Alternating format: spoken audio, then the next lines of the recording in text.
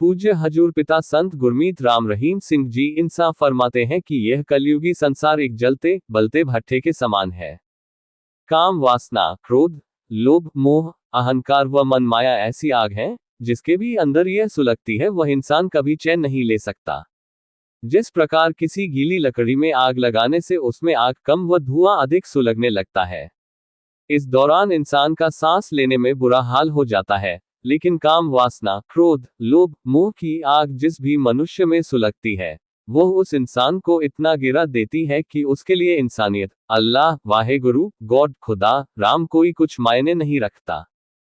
पूज्य गुरुजी फरमाते हैं कि इंसान काम, वासना की आग में हमेशा सुलगता रहता है, हमेशा दुखी व परेशान रहता है।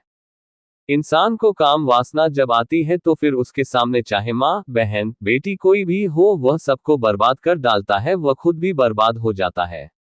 इसी प्रकार मोह ममता में जो जीव अंधे हो जाते हैं उन्हें किसी के अच्छे बुरे की खबर नहीं रहती। उन्हें तो केवल अपना ही अपना नजर आता है और वो अपनों को ही शैतान बना डालते हैं, जिससे बाद में सारी उम्र दुखी रहते हैं। आप जी फरमाते हैं कि लोभ लालच सभी पापों का बाप है।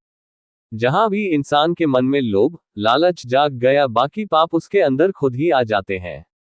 आप जी फरमाते हैं कि बेपरवाह सच्चे दाता रहबर फरमाया करते थे कि लोभ है सर्व पाप का बाप।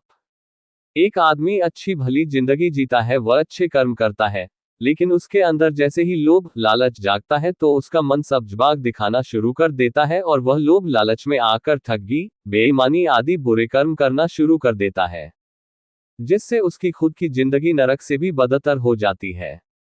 इसलिए इंसान को लोभ लालच के चक्कर में कभी नहीं फंसना चाहिए।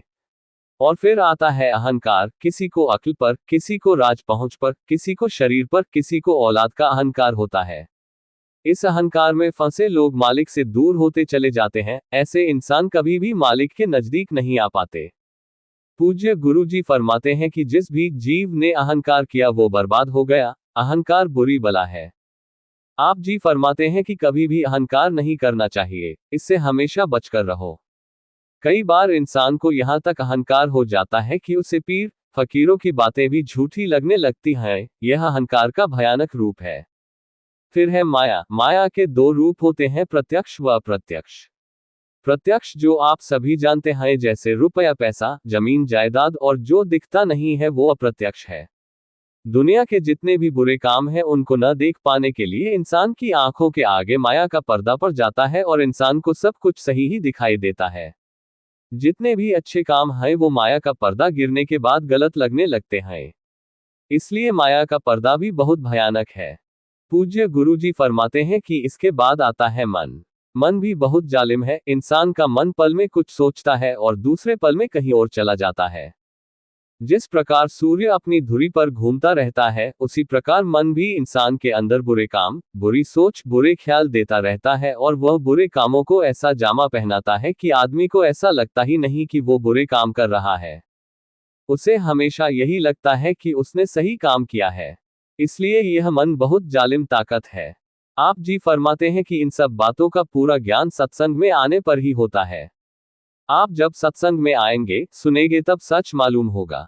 सत्संग में इन सब का इलाज नाम जपना, सेवा करना, सबका भला मांगना व किसी का बुरा मत करो आदि के बारे में बताया जाता है। जो लोग वचन सुनकर उन पर अमल कर लिया करते हैं उनका बेड़ा पार हो जाया करता है।